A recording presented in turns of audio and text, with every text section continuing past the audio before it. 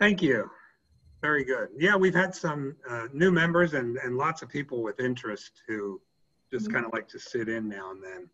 So thanks for that. And I'd like to move now to Roger for approval of the minutes. Our last meeting was a year ago in October 2019 because we skipped our meeting in we canceled our meeting in April. So Roger, let's go to you to approve last year's meeting, the minutes.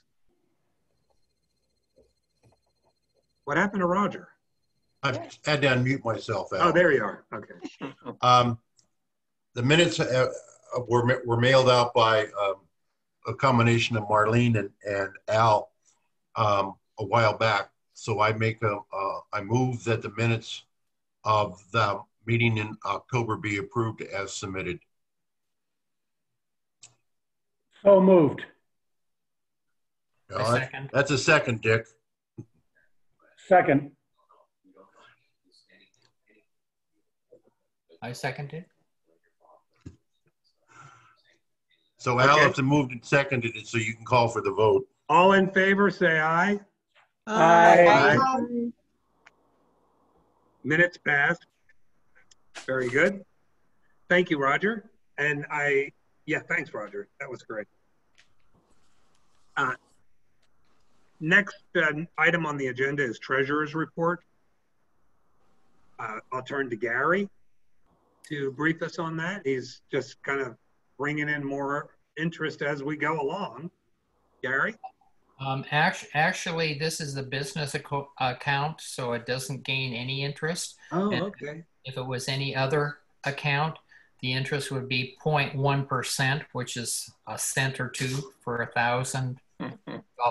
So basically, we get no interest on this. So from last April, okay, when we had our business meeting with the board, okay, we had a total of $10,475.14 in our checking account. And we had one other member that provided membership fees. So we went up to $10,505.14 as of September 30th. We had no meetings, so there was no anything charged, so to speak. So I basically put at the bottom of the thing, every member was paid dues status through 2021 due to no meetings being held during the current year of 2000. Okay, and that was John Pacheco. Join the meeting. And this was provided due to meeting in April 2020 being canceled and COVID-19 pandemic. Okay, so we basically have been on that. Gary, can you repeat the final balance so I can get it in the minutes? $10,505.14. And I sent this out to the board members. Thank you. Okay, thank you, Gary. You got it. Yeah. And Gary, did you mention that we have the board last board meeting? I'll mention that now. The board at the last board meeting, since our balance was so good and we didn't have a meeting all year in 2020, that we won't charge dues. So thanks for that. Yeah. All the membership. You said that. Yeah, you said that. Yeah. Yeah. I just wanted to highlight that because that's a significant to our members, and some members have even joined for next year, new members. Yeah. And there's no fee. Yeah. So Marlene's going to have it easier not having to send out any membership dues. Right. Interesting. It's a good use of our money too. It is. It is. And we should probably, well, we'll have to make a note of that, Marlene, in the minutes too, Roger. Just, we need to send people a note this year to remind them that we're not collecting dues for next year. Morris. Join the meeting. So we'll have to remind people that we're not charging them for next year. Right. And when this pandemic is over, we should have a party where we don't charge anything and we use that money for a grand luncheon for everyone. Al? Yeah, that's a good idea. I have a question, Al. What about people who have lifetime memberships? Will the membership be extended beyond Their Like- lifetime for a At year? least, at least one, yes, for each year you get an extension into your After you next die. life. Thank you. Dick is going to bequeath it. Yeah. There'll be Point a of order, haunting. that statement should be ignored. Well, as most I things from I Dick, but that's second the not good. motion. Just like my wife.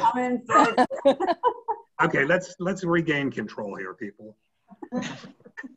Why? Okay, I want to turn, because we have the benefit of having Barbara here. And I want to turn to Barbara to brief us on the newsletter. The big newsletter. It was a big one. It was It was great. It was wonderful. It was work. Well done. Al promised me no work when he asked me to do this. I think you all got it yesterday. Sounds like you did. I want to thank everybody for sending in their photos and their information. Keep them coming. Hopefully it'll only be 8 pages next time though, because 10's a bit much. I would welcome suggestions of what we could put in it if anybody has any. Any suggestions? I think you did a great job with what you did with this one, Barb. Well, thank you. Yeah. I did have a few problems, but otherwise got it done. Barb, I really enjoyed my article, just so you know. I really enjoyed your picture.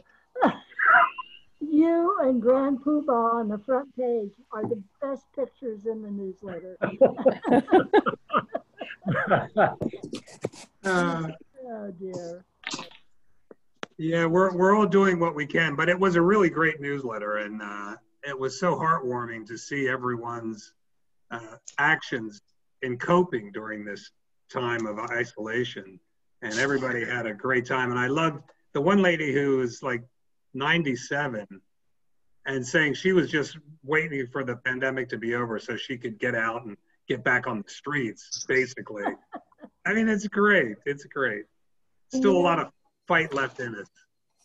I think he was a donut dolly, and a guy. Linda, you might know more about that, but she now is almost totally deaf, and so I can't really have a conversation with her. But I think she was a donut dolly at one point. Wow. There you go. Wow. I didn't know. Verna Guy, I didn't know she was also a donut dolly, who we'll hear from later. That's wonderful. Okay, well, Barbara, let's move off that, but thank you very much for the newsletter. And I just implore everyone to keep giving Barbara information. She can only report on what we give her, and the purpose of our newsletter is to keep people informed what each others of us are doing. So that was really great. Thank you. Okay, let's move on to, well, we did say the decision on dues. We were going to mention that in our next point of business. So we forgave any dues that were overdue this year, and for next year we just canceled dues for next year because we've got enough in the bank to have luncheons and to have a nice lunch for everyone. So I think that's about what we want to say. Anything to add to that, Marlene? No, national dues are still being collected. If you want to belong to the national organization, it's $30 a year. And we're $10 a year, but we're not charging, as you just said. And lifetime with national is $275, whereas lifetime with us is $100. So there you go. Okay. Doesn't the treasurer's report have to be approved? Oh, I don't know. I guess- Roger? I move that it be accepted as read. Second? second. I'll second it. Second. Everybody approve? Everybody agree? Raise your hand. Oh, great. Approved. Thank you. Okay.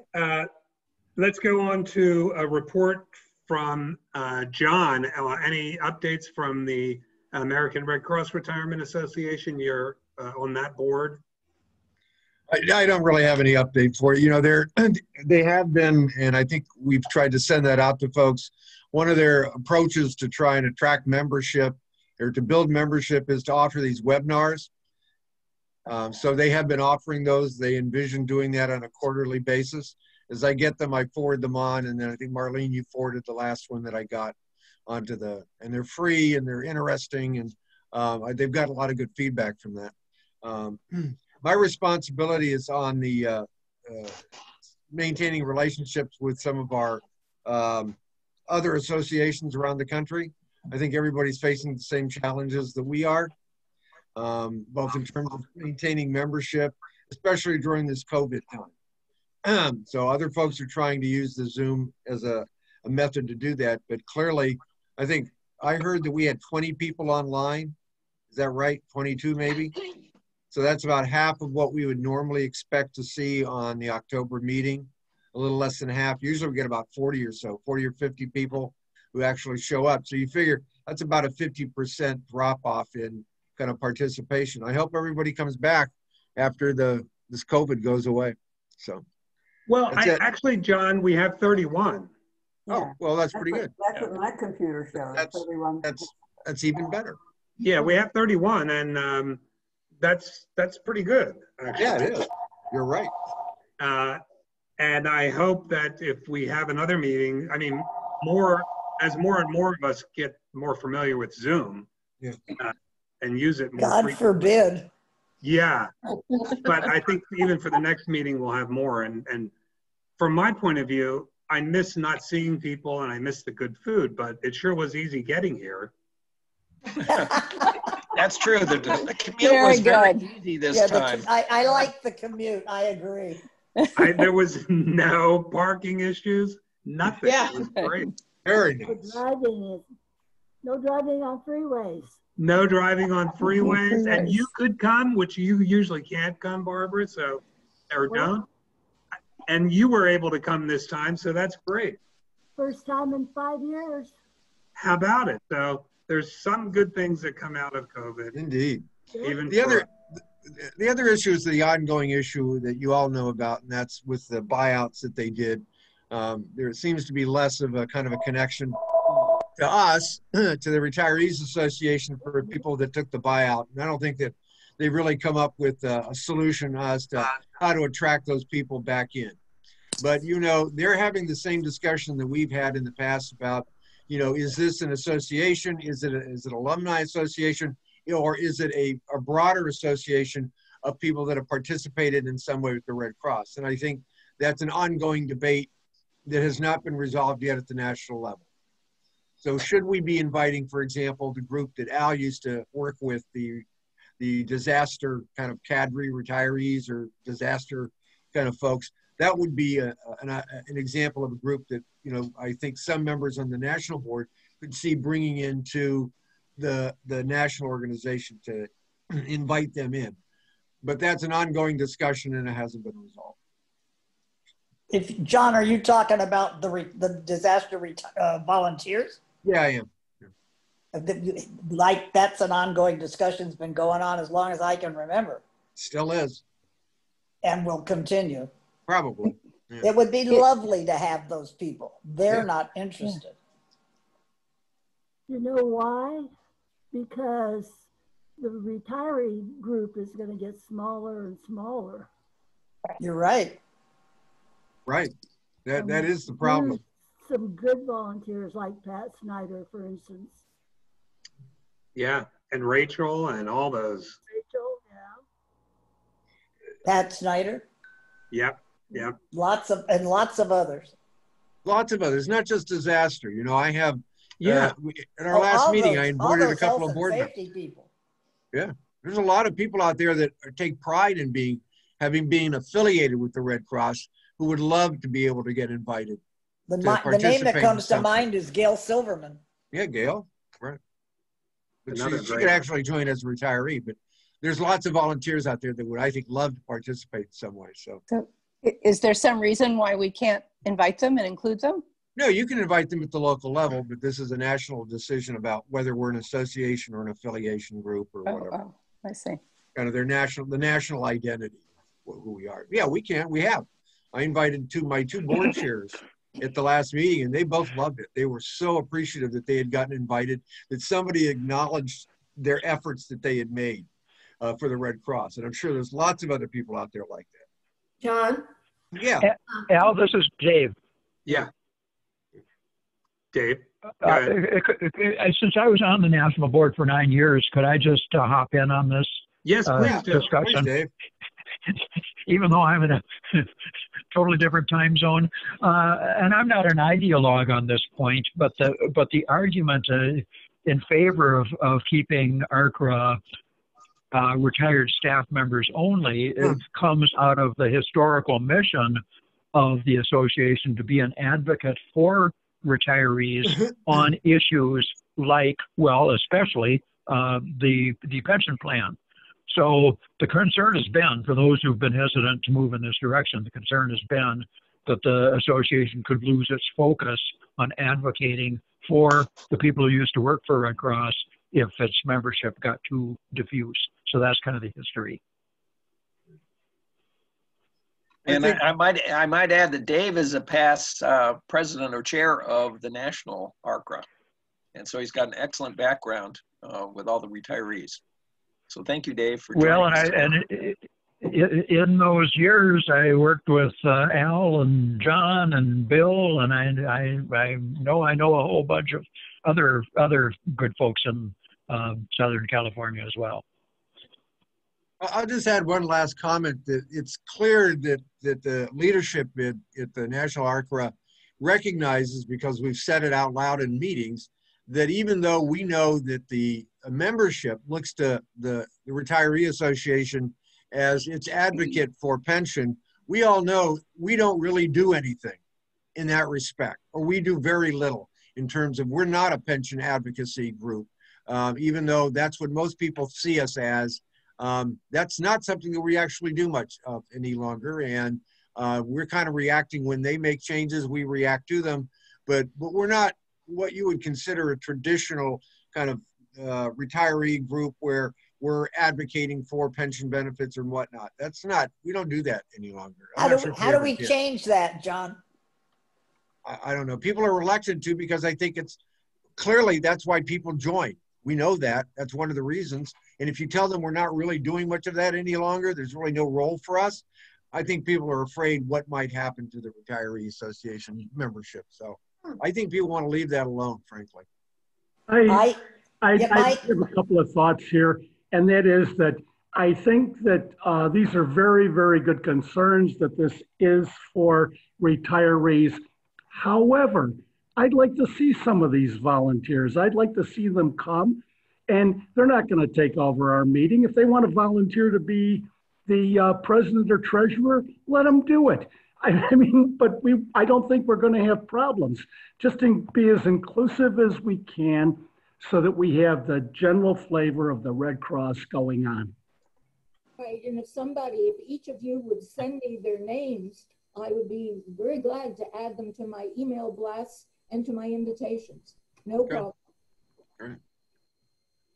Well, I hesitate to suggest this since I'm moving out of the area. But we could change. However, Al, you can still be part of the group even far away. That's all right. And I think what I would propose, since I will still be part of the group, is that next year we look at an issue of changing our own bylaws for our group in Southern California to include volunteers. I can't remember now in the board. Why do our bylaws have to change? Because it's for staff, I think. I need to really look at the bylaws again. I don't think it's limited. I don't think it is either, but it's worthy of taking a look at. I did that before I brought those volunteers on, but it's worth taking a look at specifically. But the way I read it, it didn't preclude it. It didn't necessarily encourage it, but it didn't preclude it. Right. That's what I remember too. I think we should make an effort to really specifically include that in the bylaws, because we are not an advocacy organization at the local level. National level, I can understand that, and I appreciate that very much so. I don't think having volunteers as part of the group would diminish our role as an advocate. I can't see that a volunteer would say, oh, I don't want to participate if you're advocating for increased pensions or pension stability. I agree, Cheryl, I agree. However, that is absolutely not our role locally. That is a role of the national organization, and we don't receive any tax benefit from the national organization. We're a separate organization than the national organization. So for us to really have a stronger statement about volunteers in Southern California joining our group would make sense to me. Al, this is Roger. I raised my hand. I think that one of the easiest ways to look at this right now is that we are a retirees association. And so, quote, if those volunteers have retired from Red Cross, why shouldn't they be included? It's because we don't exclude them, but by the definition of the word retiree, they're a retiree within the Red Cross structure. Yeah, but they're not, because we're not retirees either. If you look at it like that, we're still volunteering. But then our name is then what should we say? Volunteer Retirees Association, Paid Staff and Volunteers Retirees Association. Why not? I mean, there's also. Let's talk about this at a board meeting. Sure, but my final comment is just what George Chitty used to say: it's easier to get forgiveness than it is to get permission. It sounds like something. And he was usually right. I couldn't agree more. I couldn't agree more. Okay, good. Let's move on. Thank you, John. Well, wherever you are, I think I lost his visual again. There he is. There he is. Okay, thank you, John. He's okay. Let's move on to committee reports. Marcia, you already talked about membership. Do you want to say anything more about that? You mean me, Marlene? No. Marlene. Right. Marlene, your sound is a little off. Could you maybe, I don't know. Yeah, it's lower than. Yeah, it's hard to hear her. Very hard to hear you. Okay, better. I'm speaking into the microphone at the moment. A little bit. You're still a little muted. Yeah. Okay, Marlene, anything on memorials and other updates? I think that you have all had an opportunity to see the beautiful memorials that were placed in the newsletter. And, Hello. Mute yourself, Roger. I just would like to say something about the memorials. We've had problems with the memorials in the past, which you're probably not aware of. It's very hard to get the information. And at various times I've advocated that we just list the names of the people, because for some people I've got pages of information and others I've got nothing. And people have been upset about this in the past, that their loved ones have not gotten what they consider good coverage. Let me just tell you the story of finding out what happened to Shirley Kenworthy. All of a sudden I wasn't getting emails from Shirley, which was very unusual. The letters came back to the address I had, the telephone number was disconnected, the email did not work. Where do you go from there? I knew that she had moved to Placerville, which is a very small town, and I knew that she went there to be near her daughter, but her daughter was married, and that means that Kenworthy doesn't, mean anything in Placerville. But I tried anyway, and it turned out that her daughter maintained her maiden name, Kenworthy, and I was able to make contact. Well, I was Sherlock Holmes and it worked, but it doesn't always work. So if in the future we just list names again, this is why. It's a very difficult procedure to find information on all of these people, and we love them all. Every person who is mentioned there. Joy Townsend, when I think of her climbing mountains. I mean, she was as vital as anybody I've ever known. And Shirley Kenworthy was a wonderful director of nursing. Tina DeLay came to all of our meetings. Karen Markoff, I like the line that with her husband, she raised 2 daughters and a menagerie of cats, hamsters, and fish. And Brenda Widener, a beautiful woman. She was as beautiful in her personality as she was in her looks. And we miss them all, and may they all rest in peace. But if in the future you only see names, it's because sometimes it's very difficult to find information on these people. And thank you. Yeah. Thank you. Okay. Dana, let's go to telephone committee updates. Dana?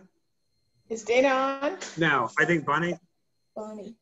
There's really not much to update. I mean, there hasn't really been any reason to call people.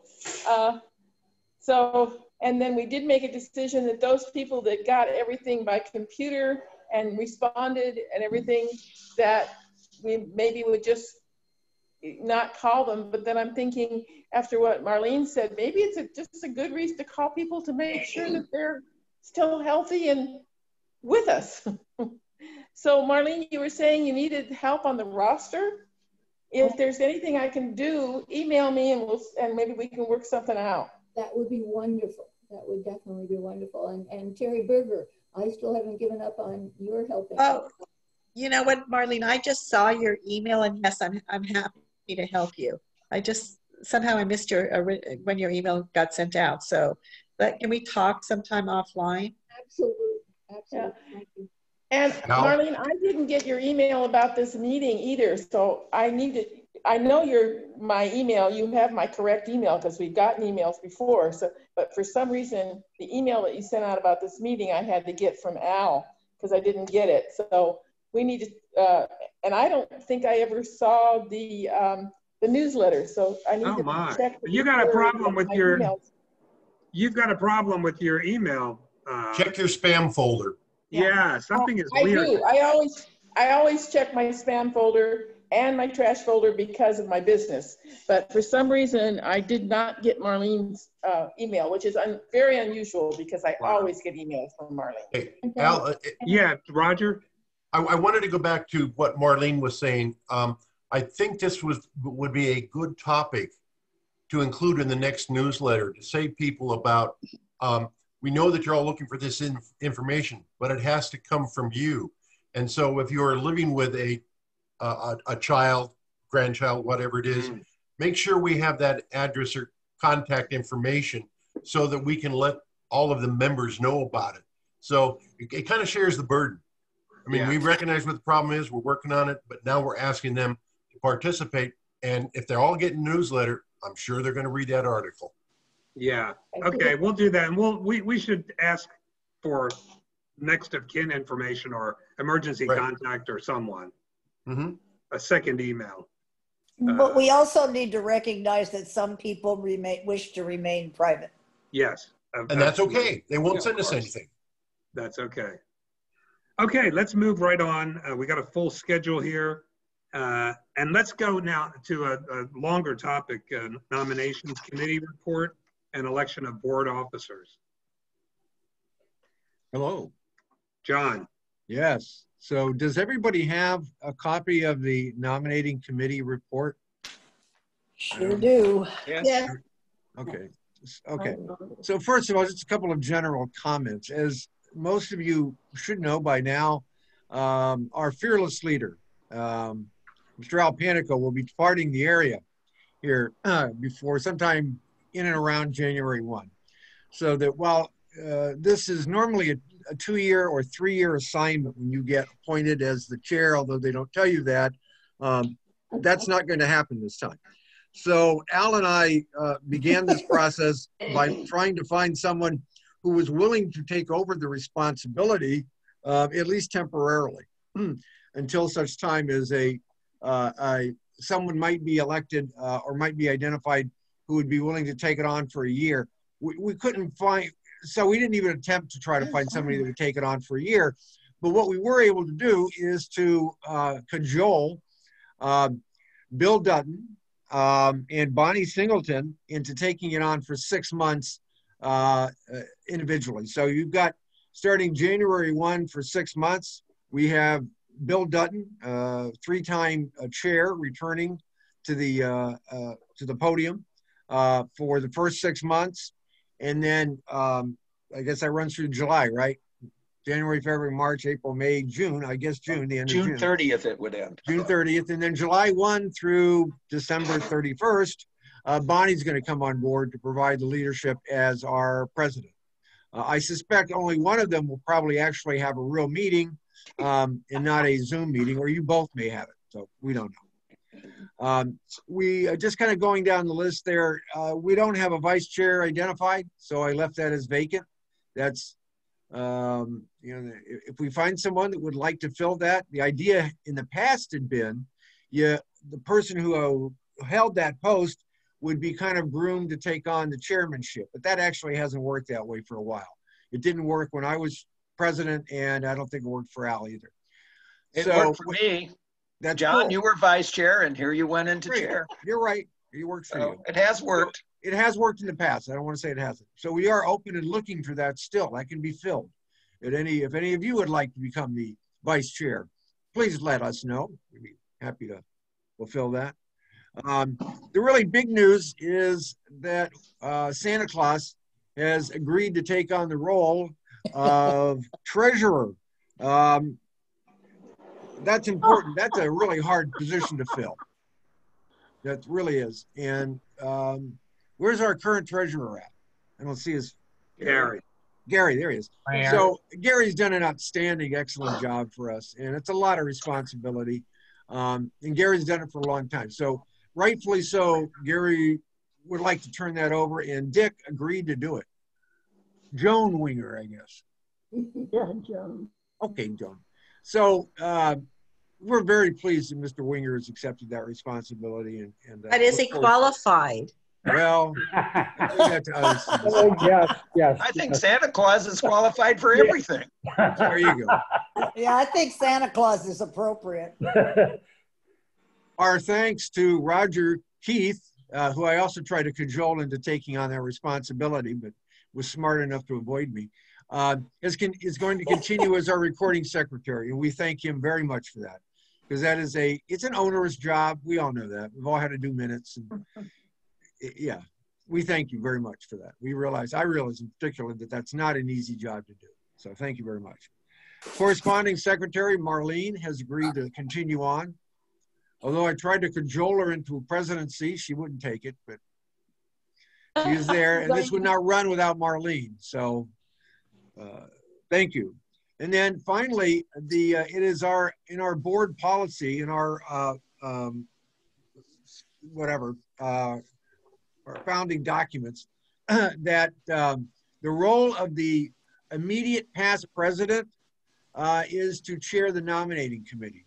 So that means that with Al departing as the chair, he then becomes the chair of the nominating committee. But because he is moving far afield, even though connected electronically, he is asked, and I don't know if Nancy's on the line, but Nancy Kindlin has agreed to assist him in this coming year as to help make sure the nominating committee goes ahead and can do its job for the meeting in October of 2021.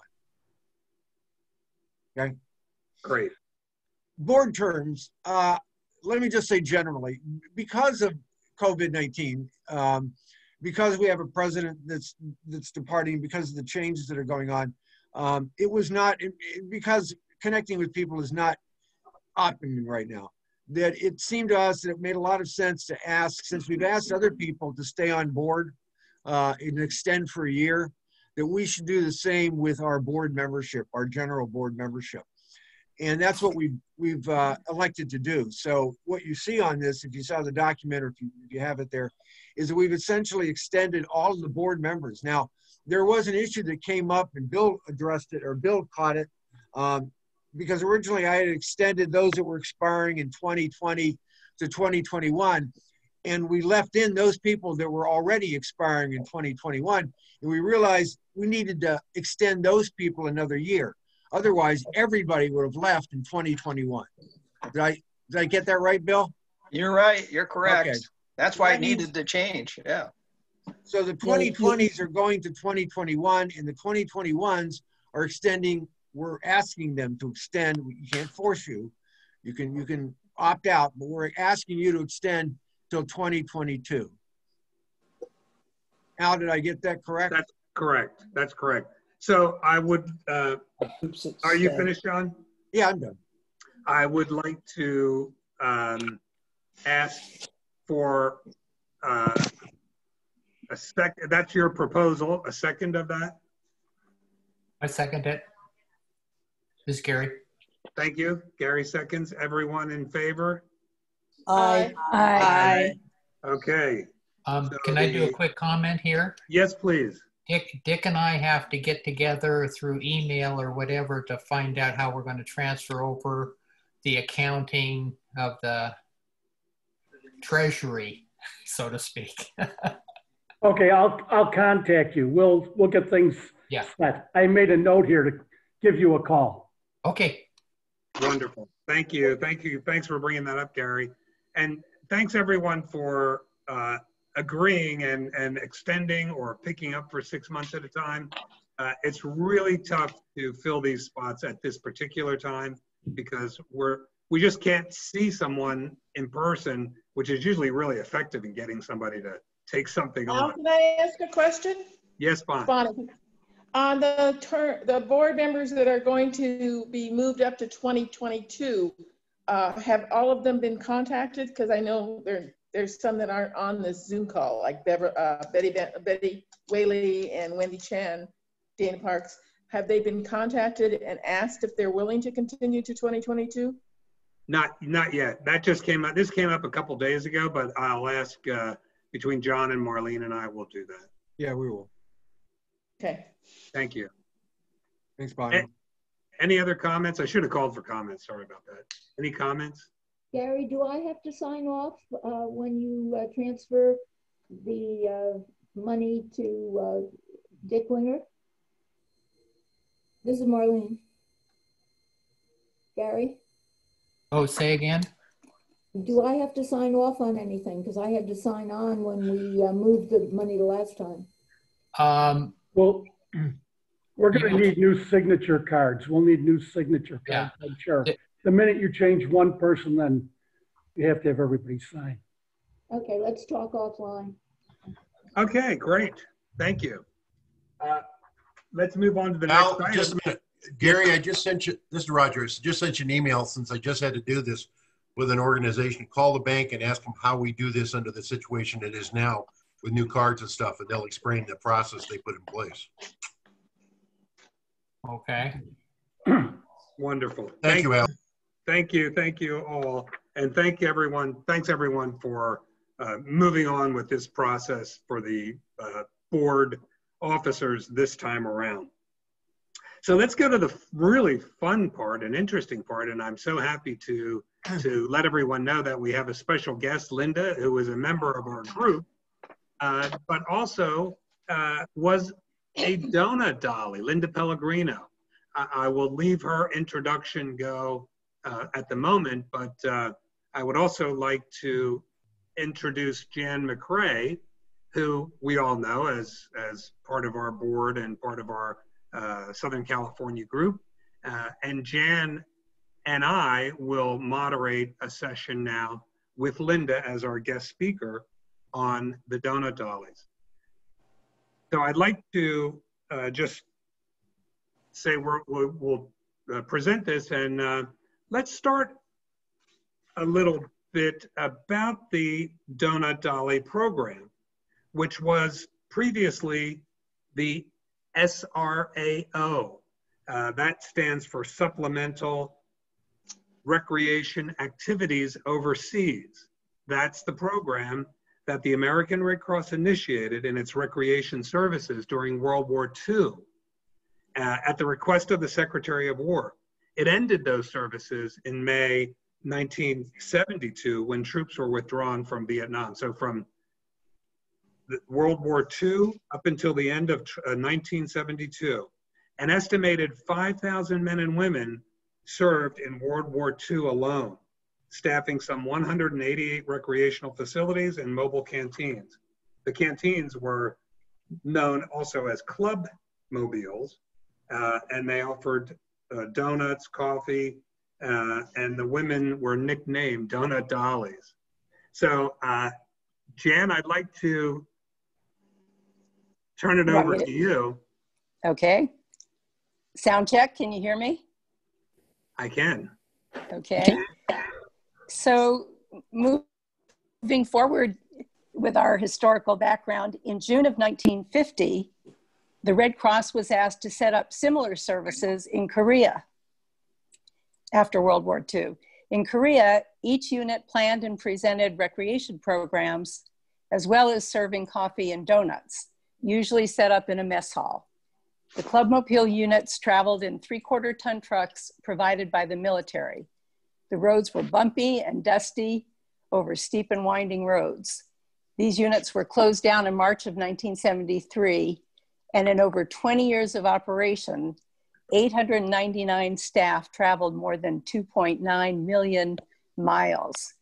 Wow, it's quite a bit. The Red Cross agreed to operate recreation centers in Vietnam in 1965, using them as bases for Clubmobile operations. That last unit in Vietnam closed in May of 1972. In the 7 years the Clubmobiles operated in Vietnam, over 600 women served and logged in over 2 million air miles. These young women were recruited from all over the United States for a 1-year tour of duty. They had to be a college grad, had to be at least 21 and no older than 24. It was a very dangerous assignment. I believe we'll hear more of that from Linda, how she felt, but sadly, 3 of the women in the program lost their lives in Vietnam. But we are very grateful that one of those 600 donut dollies made it home safe and sound from her tour of duty in Vietnam. And of course, that person to whom I'm referring is our very own Linda Pellegrino. I know many of you on the call know Linda as long as I have, as Patty said earlier, decades, more than 40 years, maybe almost 50. And we've had a long friendship and working as colleagues together at the Red Cross. So it is indeed my pleasure to be able to introduce you to Linda today. And many on the call, many of us worked in the chapter and some in blood. I know many of us know Linda's background, but for those of you maybe in blood services that don't know her as well as some of us, I'd just like to tell you a little bit about her background. Linda has a distinguished professional career as a leader in the nonprofit sector, holding both executive level paid and unpaid jobs in several major humanitarian and community organizations, including the American Red Cross. And that's really where she began her service in the nonprofit sector back in 1966, when she joined the Red Cross SRAO, Supplemental Recreation Activities Overseas Program, that we know as Donut Dollies. And she joined that program in '66 at the height of the Vietnam War. I believe she first served in Korea and then Vietnam, and she'll tell us a little bit more about her assignments in just a few minutes. Linda lived on base with the 19th Infantry Division in Mekong Delta, Vietnam, and was one of only 6 women with 20,000 men on that base. Boy, that would be a unique position to have. When Linda returned home, she continued her work with the Red Cross at Letterman Army Hospital in San Francisco and was awarded a full Red Cross graduate fellowship and earned her master's degree in administration through that fellowship. I first met Linda when she applied for a job in youth services with the LA chapter. And that was back, I believe, in the early 70s.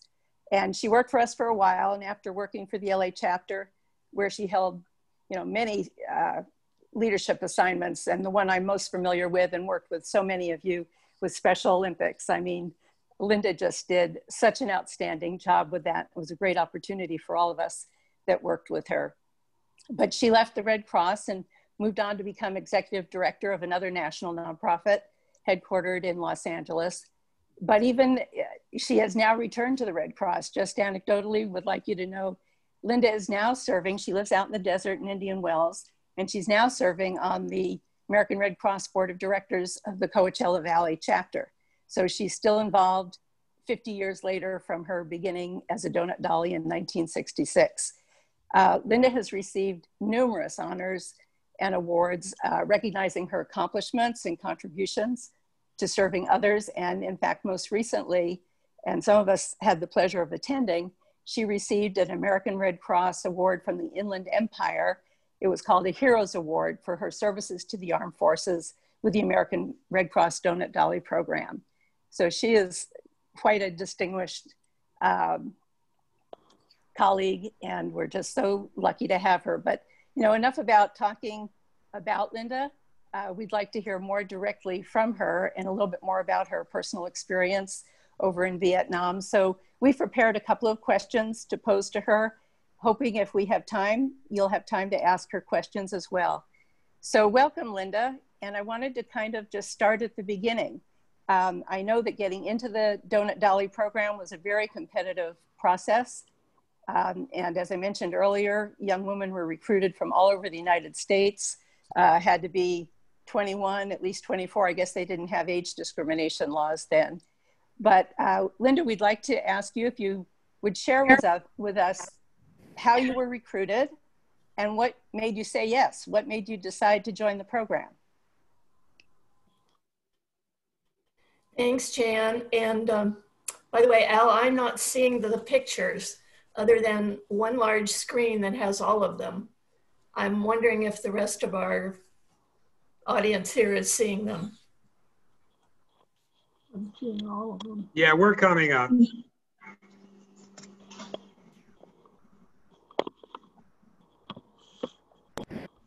There they are. Nope. It says you're viewing Al's screen and then viewing options, but I get the full page, but not individual pictures. We can maybe clip on them.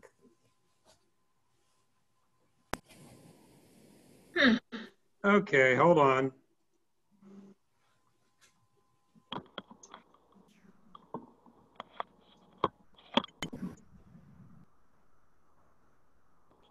So I know this was a challenge, so I'll go ahead and start answering Jan's questions. Al, it's so nice to try to include some of my pictures, which certainly tell the story better than I can. Okay, we're having technical difficulties here. If we can just leave the whole, does everybody get a whole screen of maybe 20 pictures? Yeah. Yes. Okay, we can just leave that up and I can talk about them. I'll get them. Just keep talking and I'll try to. Well, the first row was Korea. And there's a picture there that kind of shows how one of our stops how we would program, which is probably the hardest part of our job to explain, is what were we doing over there? What were we doing in Korea? What were we doing in Vietnam? Got it. So the Army has something called Special Services, which provides recreation centers all across the world, wherever American troops are. But in both Korea originally and in Vietnam, there were a lot of units. Like in Korea, there were Hawk missile sites that maybe had 10 guys at them. And so our mobile unit was able to go out and to visit them. And we normally took some kind of game that we produced ourselves.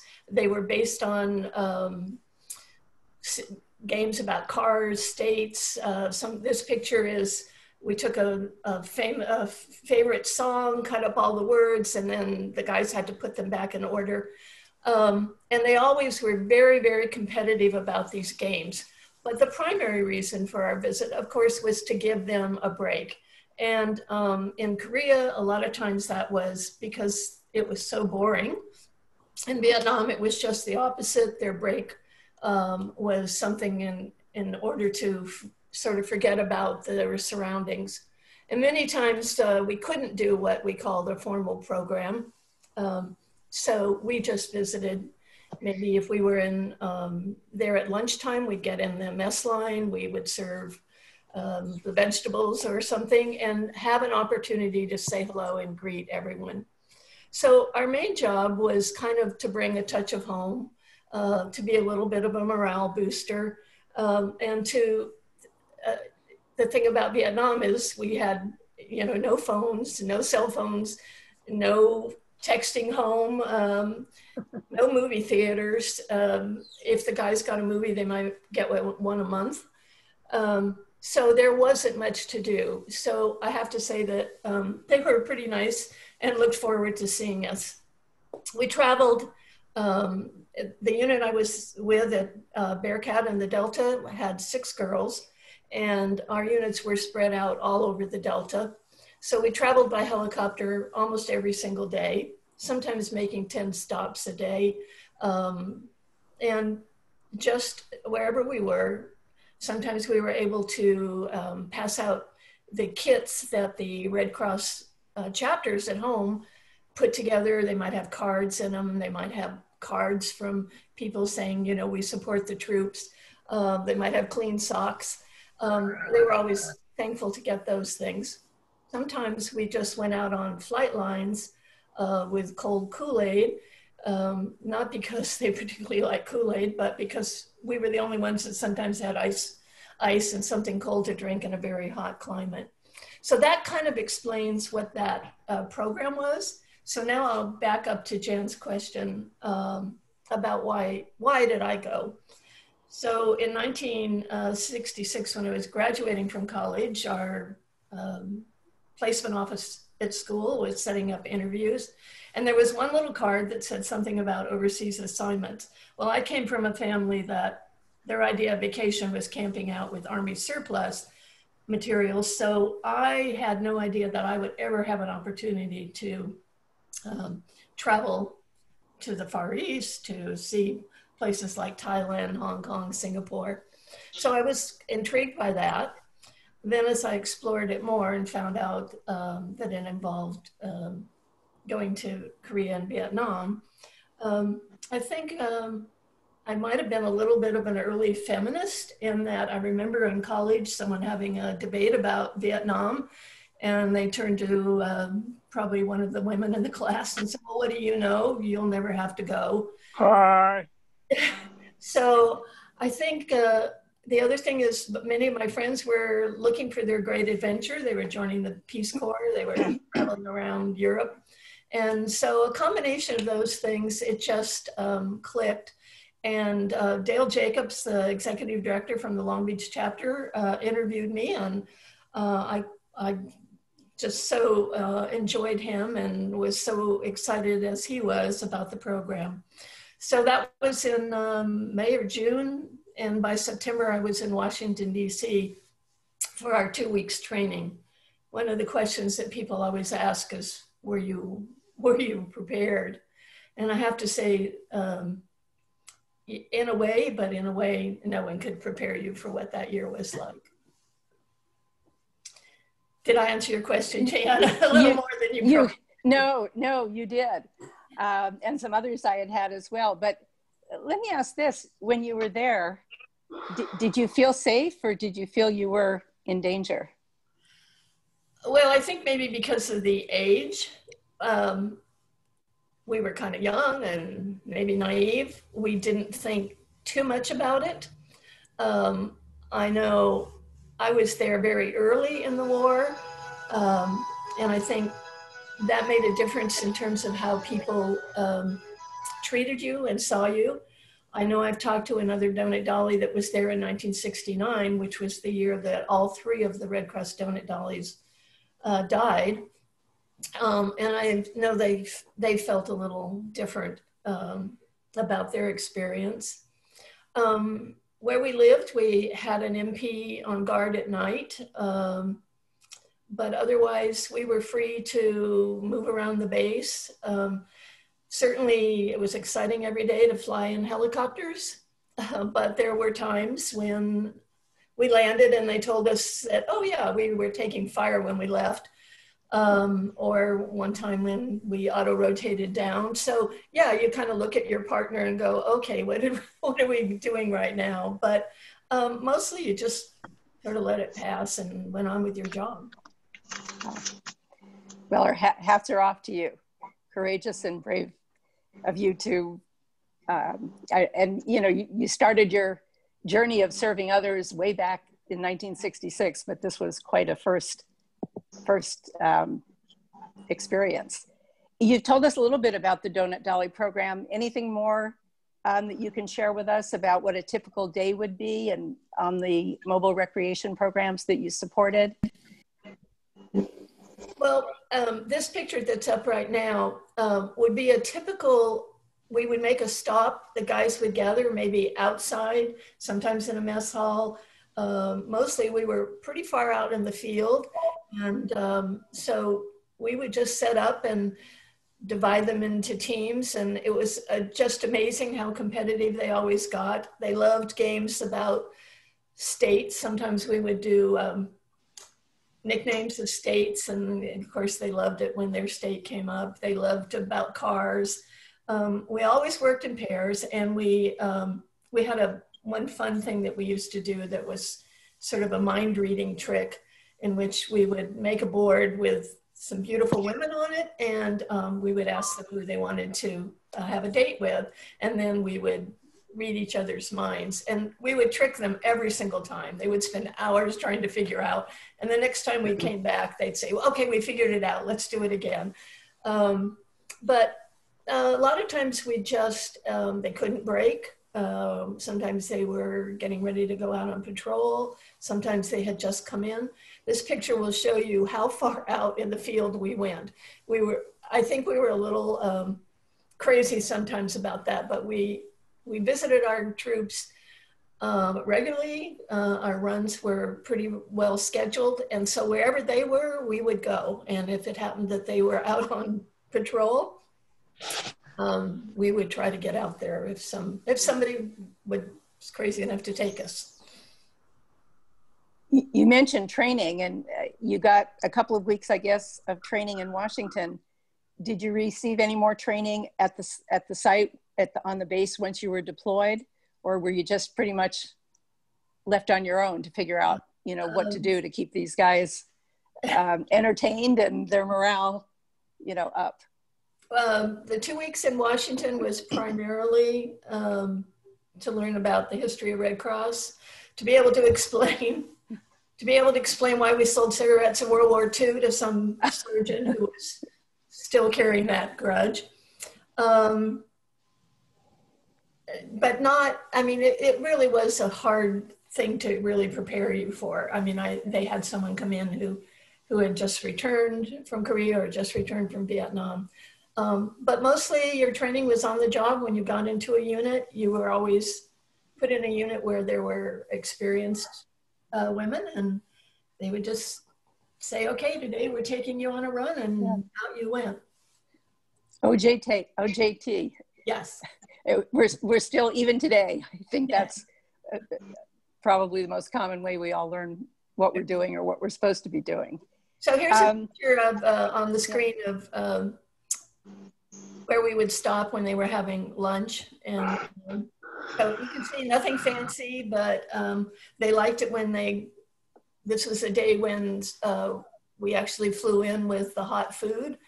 So that would be a treat rather than having to eat canned something. A lot of times we would just walk around, maybe take a few minutes to say hello. Like I said, the little goodie bags had Red Cross stationery in it. Certainly writing letters was important. It's hard to believe today. When I talk to young people about Vietnam, I had a friend who served in Desert Storm, and he called home every single night. Well, the entire time you're in Vietnam, there was no opportunity to call home. So when you write a letter, it would take 10 days to get there and maybe 10 days to get back. So they felt, and we felt, very isolated. Son, yeah. Did you find your key? So this is another picture where we were just visiting with the troops and want to tell us about their job or where they were from in the world. And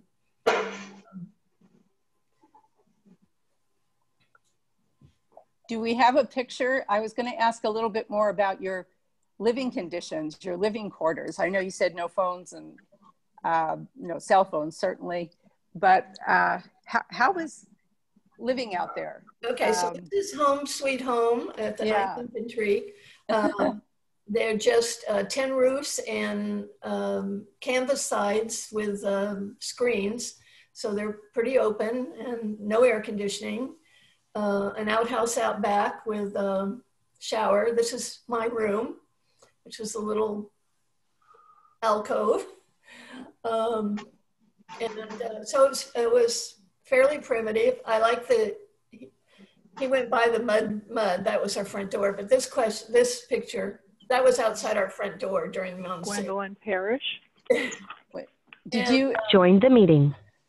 The picture of the latrine was kind of funny because sometimes we went out to troops and of course there weren't any latrines and there wasn't any place for us most of the time. But every once in a while a unit would build us a special one and they would be so excited they'd like stand there waiting. Do you need to go to the restroom? Do you need to go? They were so excited to show us what they had done. So you didn't have your own bathroom in your little out behind that house, there was fencing and then there was an outhouse with a shower and an old Ringer washing machine that we did our uniforms in. That was about it. I don't honestly remember anything about eating very many meals. I mean, it just seemed like we were always working, always on the go, but I guess I assume we did. Yeah, I was going to ask, did you have any time for recreational activities for yourself? Any time to play, or was this kind of a 24/7 job? You were pretty much on duty all the time and wherever you went, even where you lived. But this was a picture where we actually got to go out to a village school and visit and take the kids some supplies and food. So that was fun, but mostly our recreation was on leave. So we got R&R and leave time. Did you take R&R and get to travel anywhere interesting? Yeah, I went to Hong Kong, Japan, Singapore, Thailand. Oh, wonderful. Yeah, so tried to see as much of that area as I could. So this is one of my favorite pictures. We always just had friends wherever we went. And it got to be to the point where when you went to a unit, you saw the same guys all the time. If somebody wasn't there, you didn't ask where they were. You didn't know, unless they told you they were going to rotate home. You don't know if they were out on patrol or if they had been killed or whatever. You just got to, you didn't ask. Quite an experience. Yeah.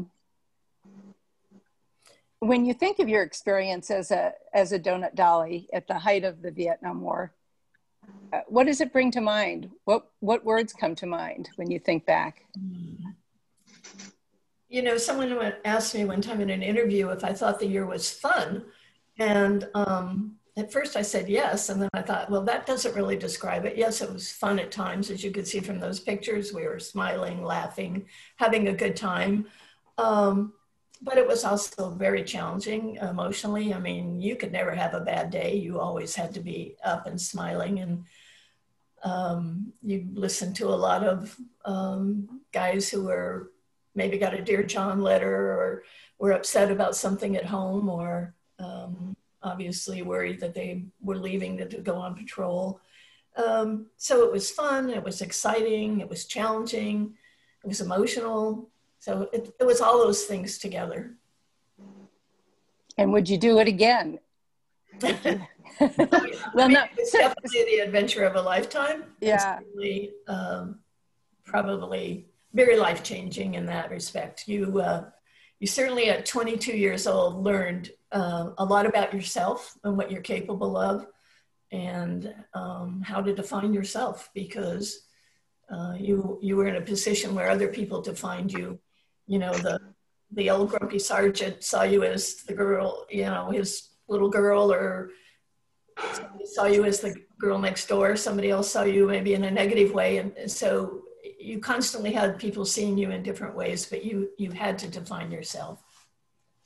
Anyway, I hope I was wondering, you know, given how you know, I've come to know your passion for serving others and your commitment to serving others.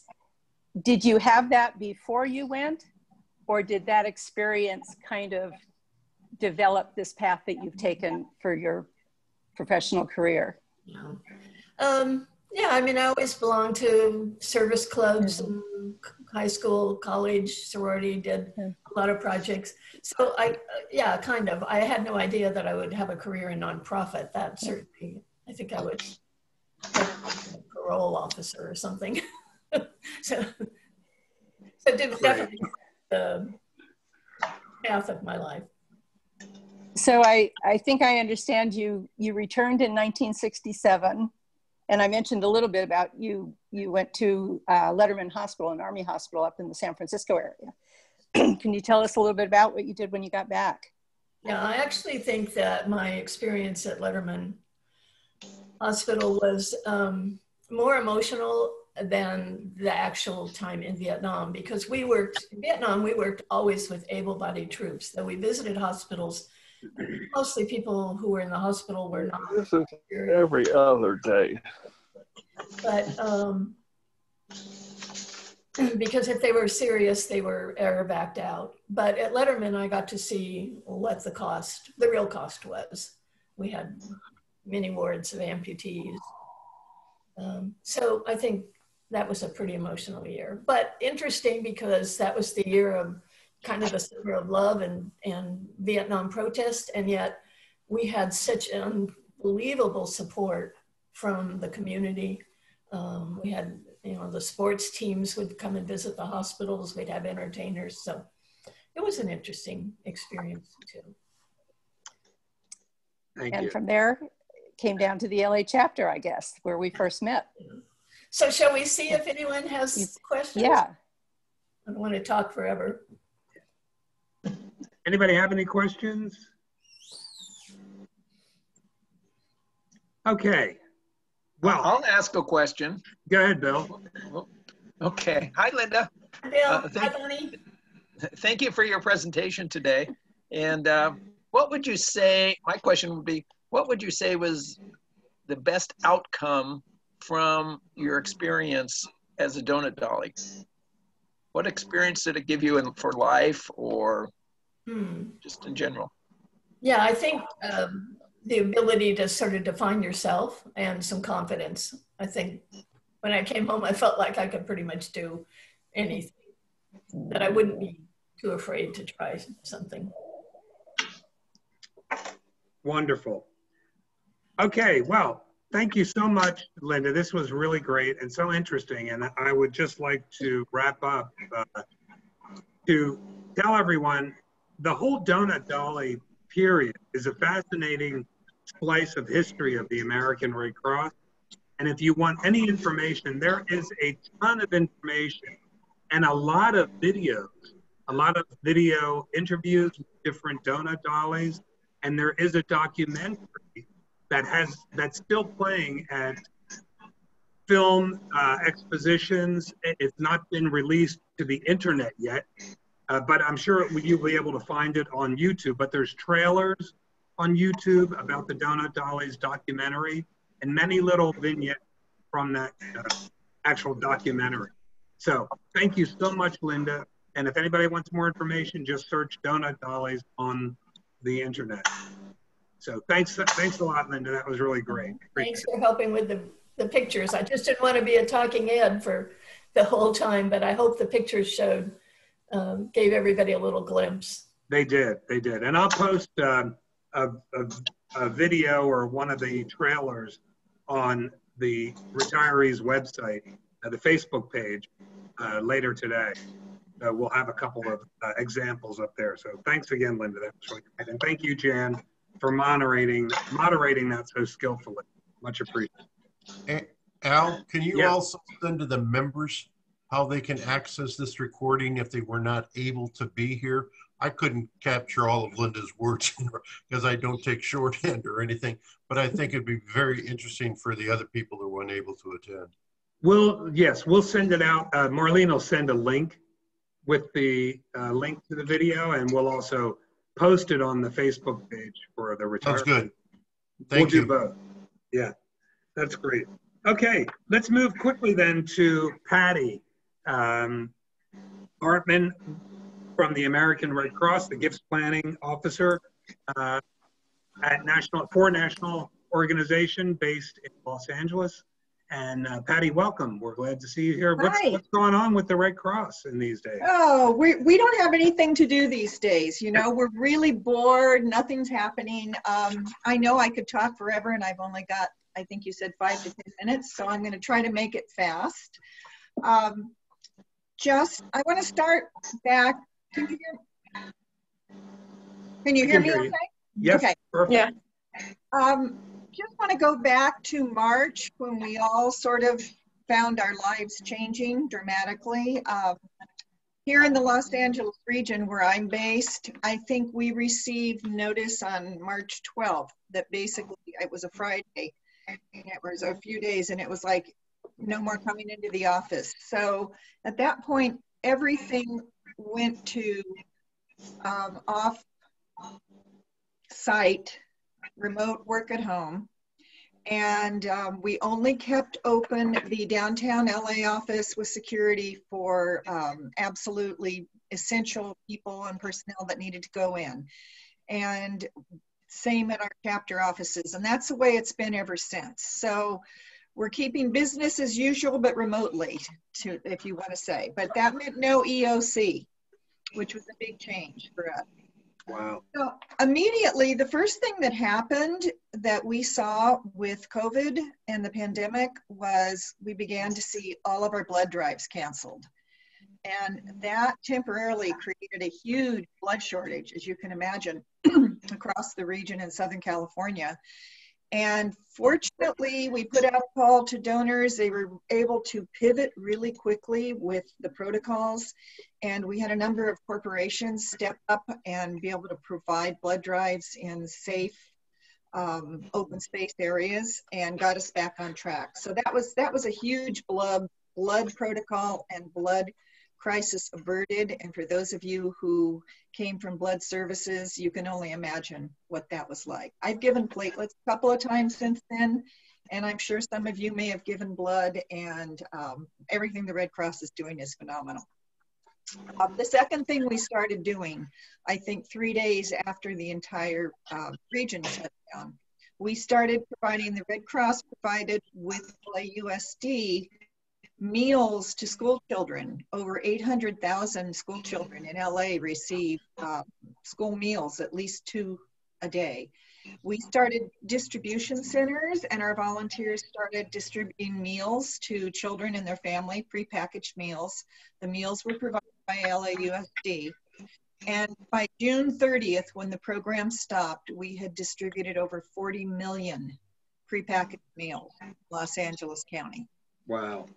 So yeah, that is phenomenal. The amount of people who the Red Cross was able to help feed during that time. The other thing we did was we helped volunteers. We provided volunteers for some of the food banks at certain times where they became short-staffed. And we've been out in the community with doing some mask distribution and hand sanitizer, and most importantly, education in the community, particularly in our most vulnerable communities.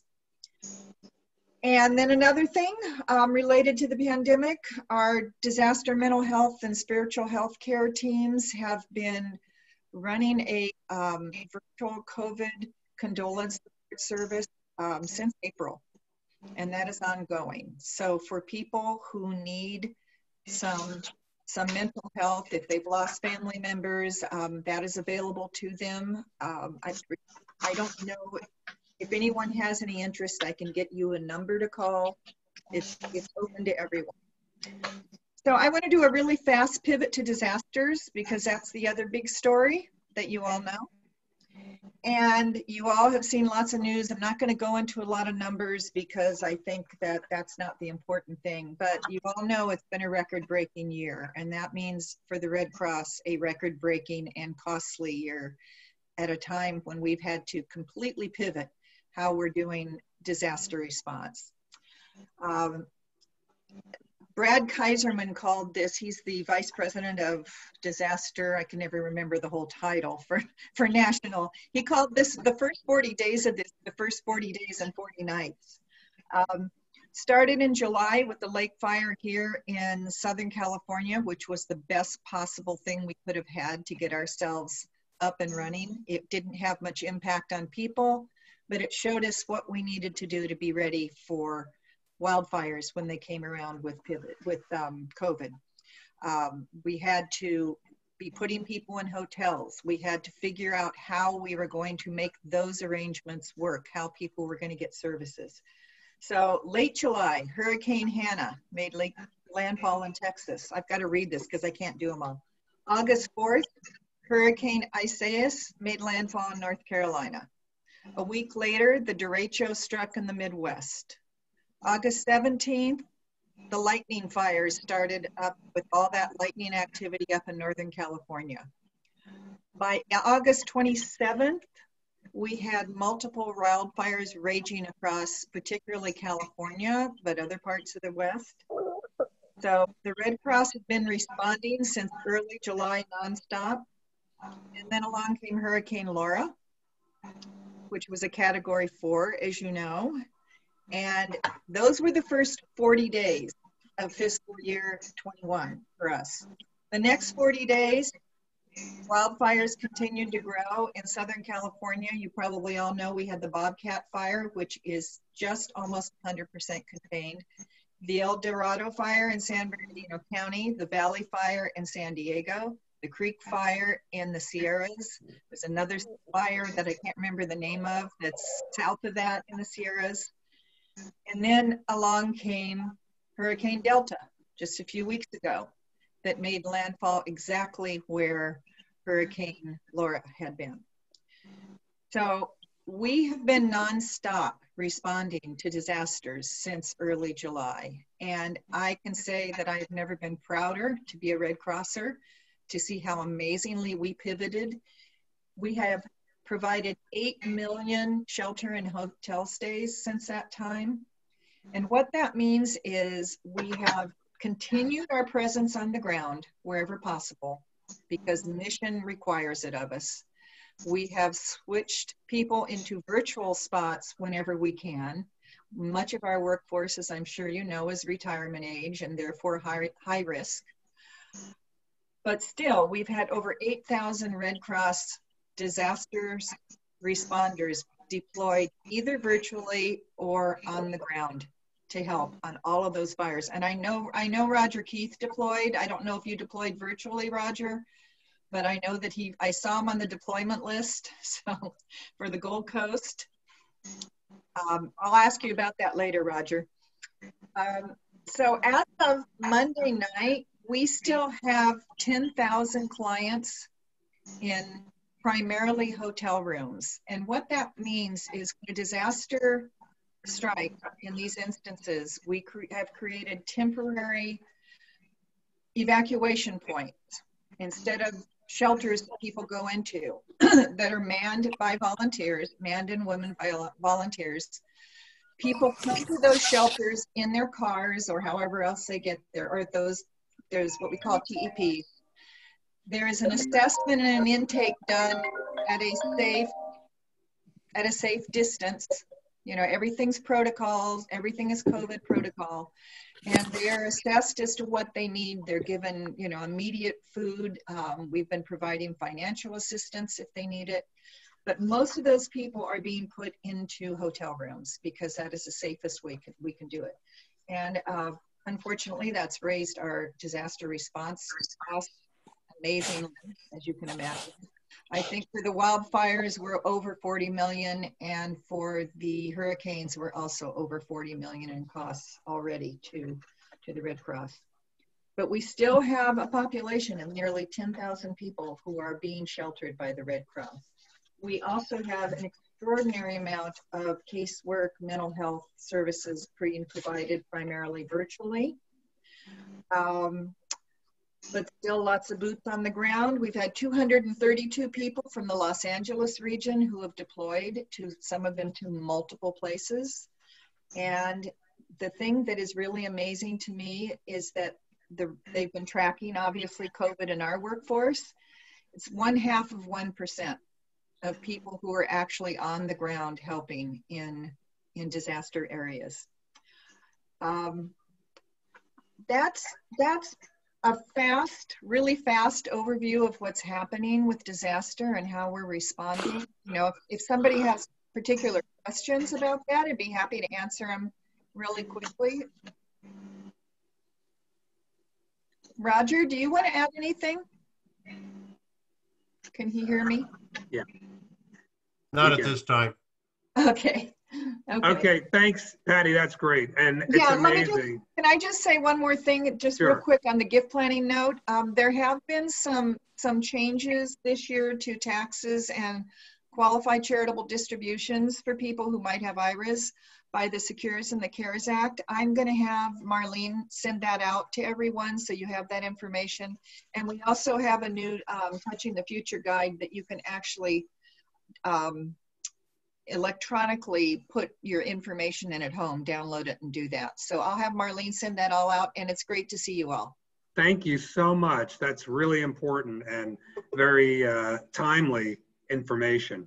And the work that is being done with the virtual deployments has been quite extraordinary, and I really appreciate it. So thank you very much. I think I'd like to ask if anyone has any further comments before we get into our sing-along, but are there any other comments, any feedback on? This isn't a comment, Al. I was looking at my email and I see that National's doing a webinar tomorrow, October 21st. They just sent out an email about, it's called Race in America, Race in the Red Cross, and it's 2 p.m. Eastern time, and it's looks like it'd be really interesting. Wonderful, wonderful. Thank you for sharing that. And people, I don't know if we sent that out to everyone.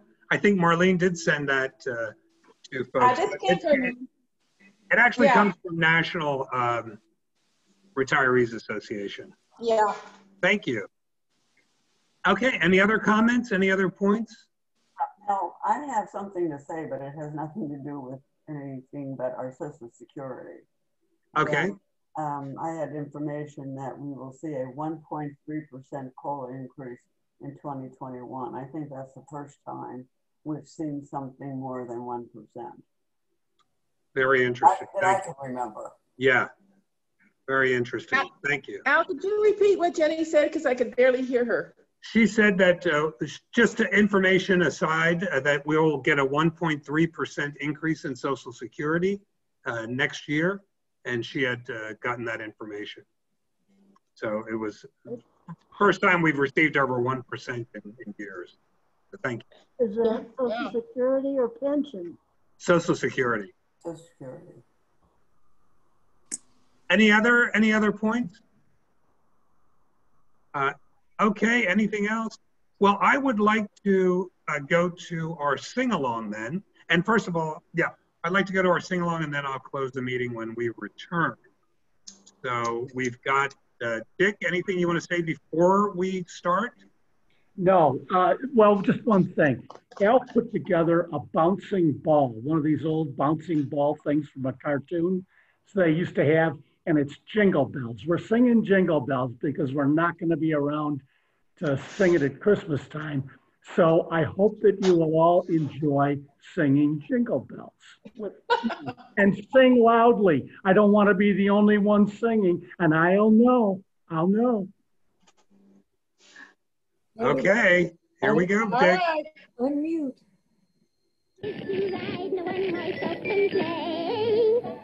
And how about you folks joining in and singing this merry old song? Just follow the bouncing hen suit. Let's go.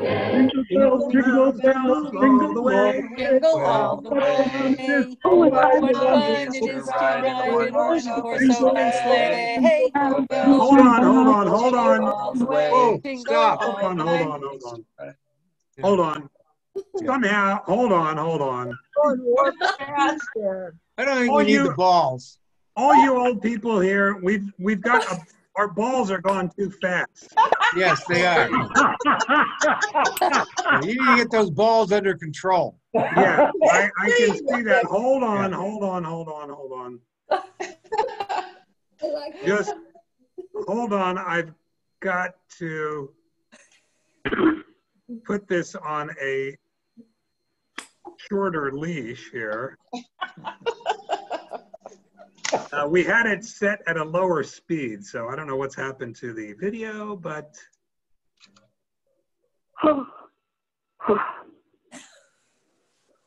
it's unfortunately, hold on. Okay, we're gonna have to just sing fast because I can't, well. I think we can sing it without the prompting. I think most of us know the words. You just need it. Hold on. We've got it now. Let her rip. Oh, what fun it is to ride in a one-horse sleigh. Jingle bells, jingle the snow. Oh my God. Okay, John. Wait, this is a disaster. Making spirits bright. What fun it is to ride and sing a sleighing song tonight. Oh, jingle bells, jingle bells, jingle all the way. Oh, what fun it is to ride in a one-horse open sleigh. Jingle bells, jingle bells. Oh, what fun it is to ride in a one-horse open sleigh. Doesn't work well. Mr. Chair. Oh, that's the best laugh I've had in 6 months. Okay, thanks, Dick. If we'd had Jane, it would have really worked. Yes, that's right. We needed Jane. Yes, it definitely That did. is so true. Well, we need a lot. We need Jane and a whole lot more. That's the truth. Well, everyone, thank you so much. I think we'll end this before it gets any worse with the singing. Smart idea. I think that was the best laugh I've had in 6 months, Al. But thank you, Dick. Thank you, Marlene, Roger, Patty, Jen, Linda, everybody, Nancy. Thank you all so much. And I really appreciate it. I will miss being chairman since I am moving out of the area next month, December. Al, are you ever going to move back? You know, who knows? I don't know what I'm going to do, really. I'm like the rest of you, I'm like the rest of you seniors, just a confused retiree. There you go. Al, where are you going? Well, you will be missed, Al. But you can zoom in on us anytime. We're planning to go to North Carolina, and this is my last message. Yeah, definitely. Right. I already did. Already did. Yeah. Thanks so much, everybody, and I'll still be hanging around. So thank you so much, and I really appreciate it. Thank you, especially to all the board that has helped me so much in these last 2 years. And it was 2 years, John. It's just okay. I'm sorry. I apologize. Yes, it was. I filled my full term but unfortunately, this last year was a bust in so many ways. But thanks a lot, everybody, and I'll declare this meeting over. Thank you. Good luck, Al. Bye. Okay, good luck. Thank you. Thank you. Good to see you. Thanks, Bye. Al. Great job. Bye. Bye. Okay. Everybody stay safe. Pretty well.